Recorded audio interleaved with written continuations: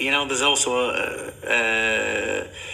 another saying, too little, too late. And, what age is he now? Age 30, 32, what is he? I don't know. Something like that. Yeah, well, look,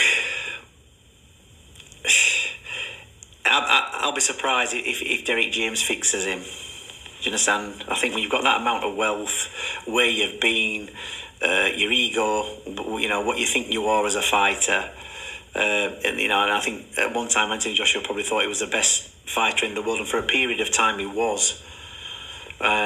But that can't always be the same. It can't always be that way. It's like football, Ronaldo, best player at one time, and then when you start to lose form, you can't always have your form. And I think Joshua's lost his form a long time ago from a number of reasons, having the wrong people around him, making the wrong decisions. I did think when he first boxed the Mexican guy, Andy Ruiz, I think that was a big mistake the first time round. A change of opponent from that baby Jake Miller, was it? A short turnaround, and then the build up to that. I think the mistake was made there. That wasn't a good decision. And underestimating Andy Ruiz, a little fat kid or a big fat kid, and thinking I'll beat him, and then getting beat. So I think there's been a lot of mistakes made. But look, he's made money, Anthony Joshua, and he's going back to the drawing board. But whether he's going back to the drawing board too late, who knows? We'll only see come April, won't we? But for me, I don't think, it's just my opinion. It's not always right.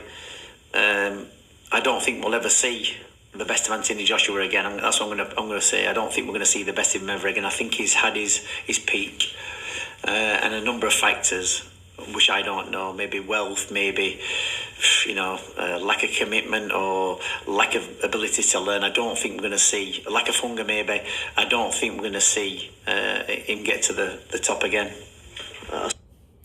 Those are the words of Dominic Ingle as he gives his counterpunch on Anthony Joshua.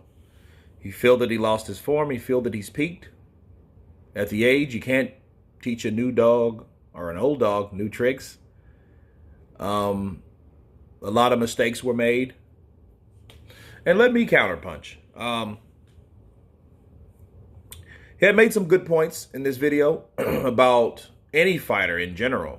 You can't be the best forever. Like he said, that AJ probably thought he was the best, and now you can't stay the best because there's going to be someone that you will come up against that's better than you.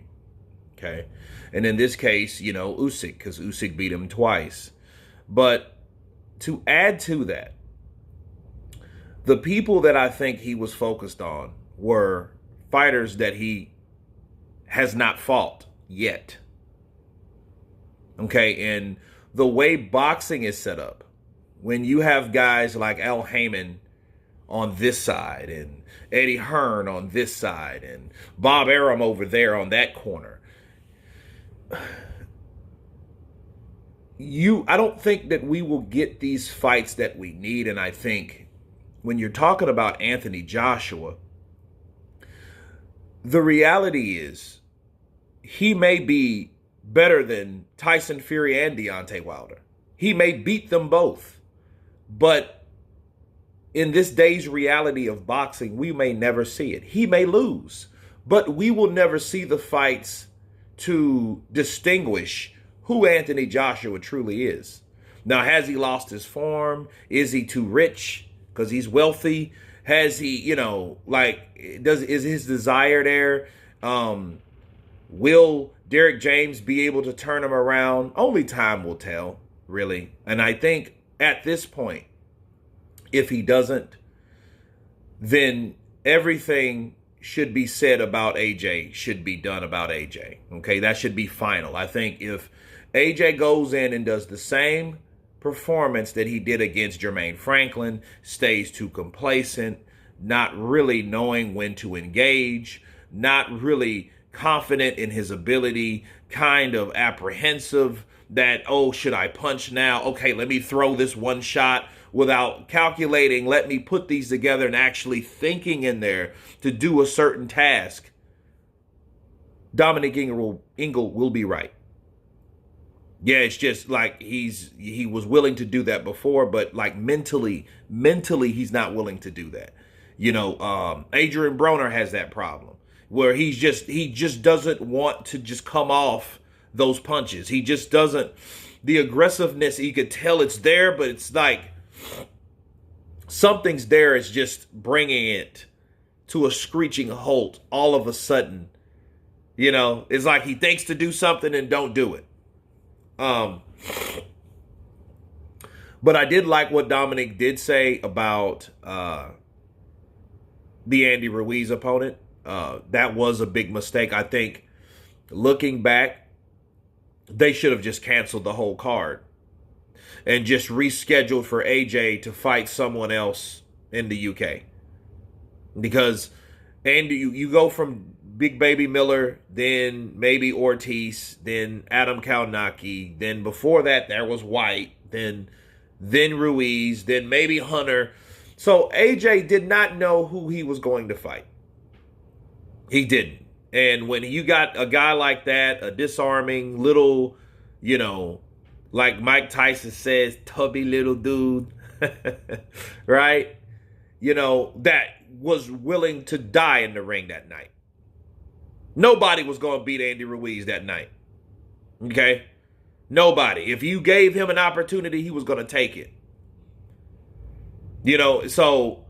And him going down with that left hook and all that, that's just, okay, hey, let's get this guy out of here. And I think that convinced AJ probably not to engage like he was, so he may not be the same fighter. But has AJ peaked? Has he done too much? Has he learned too much? We've seen him with the pull counter, for what we know that he has evolved in this, that, and the other. This is what I feel about AJ. Okay. I think AJ has just fought so many wide variety of fighters, special fighters, gifted fighters. And the type of fighters that he's fighting, nobody else has really challenged him.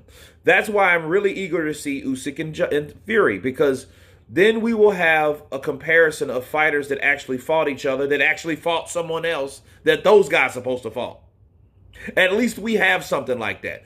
If Usyk don't fight Tyson Fury, Deontay Wilder, they've only fought each other. That's only one chapter. That's only one chapter. Okay? Period. That's all that is. And then we'll have all these fights that's undone. Meanwhile, they'll be wagging their finger at Anthony Joshua, right? Hold on a second. About how he hasn't done this and what he hasn't done when those guys that beat him, they've never fought. That's why Deontay needs to fight Andy Ruiz to see how that will go. That's why Tyson Fury needs to fight Alexander Usyk to see how that will go. Because at least we have more common opponents to compare these fighters to if these fighters are not fighting each other. I just think Alexander Usyk was a hard task for anybody, and I think people should give AJ a break. AJ fucked himself, though, on the way he reacted primarily after the second loss. Okay? He helped that go along. If he would have stayed that true or stayed or remained consistent to that humble person, stay hungry, stay humble type of person, he would have been okay. But when he melted, had that meltdown, that's what made that really that much worse. And then broke down in the press conference. So it was like, okay, a meltdown, then a breakdown. Then like, okay, well, what's really going on with him? So, that just shows mental weakness all over it. So that's what it is. In actuality, you were just in there with a guy that's a better fighter that no one else is, as of now, has fought. Okay? So if Tyson Fury never fights him, it will be another case of the same shit. Oh, AJ's a bum. He's a bodybuilder. He made too much money. He was over, he was hyped up. But based on what? Did you beat the guys that beat him to make that even valid? No, you didn't. So we have a lot of these inconsistencies in boxing where people are saying AJ is this, he's not that, but then AJ had to deal with things that no other person to this day has ever faced. But anyway, you guys tell me what you think of Dominic Ingle's counterpunch on Anthony Joshua. Has he reached his peak? Is he an old dog and you can't teach him new tricks? Of course, please subscribe. And you guys been Counterpunch. Peace.